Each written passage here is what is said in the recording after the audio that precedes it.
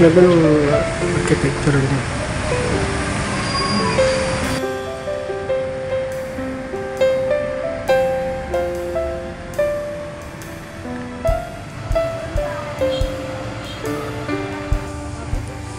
Hi guys! Kumusta mga kalayas? Weekend na naman!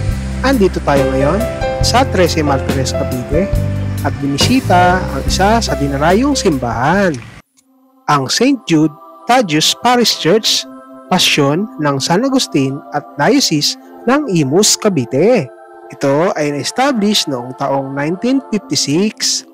Si San Judas Tadeo ay isa sa 12 apostol ni Jesus at kilala bilang patron ng mga mahihirap na sitwasyon at nawawalan ng pag-asa. Tinatawag din siyang Judas, kapatid ni Santiago at ang may akda ng liham ni Judas na mababasa sa Bagong Tipan. Kadalasang inilalarawan si San Judas na may hawak na imahe ni Jesus na sumisimbolo sa kanyang misyon na ipalaganap ang mensahe ni Jesus sa buong mundo. Shoutout po kay ate sa kanila.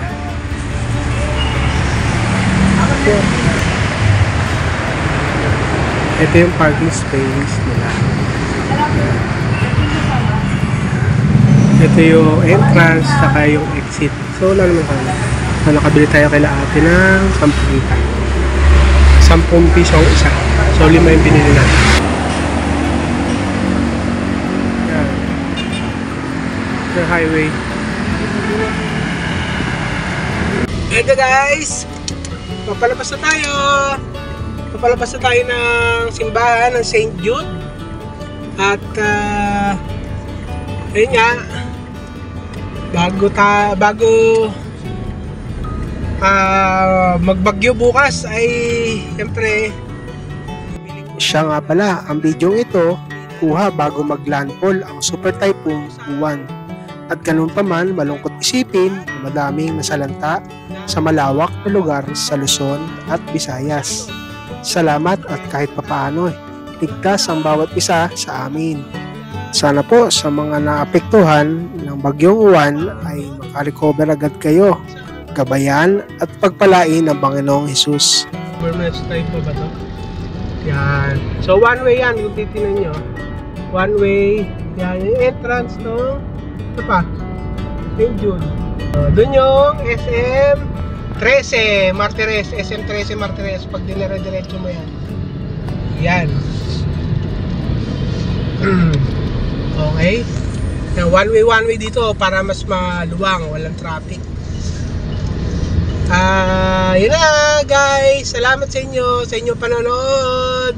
Mga kalayas, salamat po. Ingat po sila lagi. Ay, ito na pala. At dahil nga, andito na rin kami, gusto sana naming puntahan ang simbahan naman ng Indang, Cavite, ang St. Gregory the Great Parish. Laser. Iikot na lang po kami. Sino lang tayo? Ayun ata, papasok. Tama ba? Tama ba dito sa mata? Wala. Wala. Dito siguro parking. Baka may parking. Dito na ata. Umikot kami. Sa Jollibee. Ito yung, ano ba to? City Hall. Sa may unahan. Sa may unang gate. Ang tanong kung pwedeng... Ayun yung unang gate. Pasok. At eto nga, nalampasan ko yung entrance papasok. Isihan mo na. Yung isa may payong kasi. Yung may arko. Ayun no, bahay yun dati. Ayun no, bahay yan. Dito kaya nga, ka. akala ko dito. Dito. Dito. At eto nga, meron palang ikakasal nung time na to. Kaya naka-private exclusive. Reserve for wait. Siya nga pala guys, ilalagay namin ang link ng mga napuntahan naming mga sikat na simbahan sa Luzon. Panoorin nyo guys, parang napuntahan nyo na rin pag napanood nyo. Hanggang dito muna mga kalayas. Paalam! Minsan na din bang napuntahan namin ang inyong lugar, probinsya o ang inyong bayan? Kung hindi pa, samahan nyo kami na tuklasin ang magagandang lugar na sariling atin, dulo pa yan o sulok ng Pilipinas, ating bisitahin. Madami-dami na din kaming napuntahang mga pasyalan at sigurado kaming hindi mauubos, at lalo pang nadaragdagan ang mga tourist spot, attraction, campsites, at mga historical places. Halina, mag-relax, at samahan nyo kami at panuurin ang panibagong episode ngayong week na ito.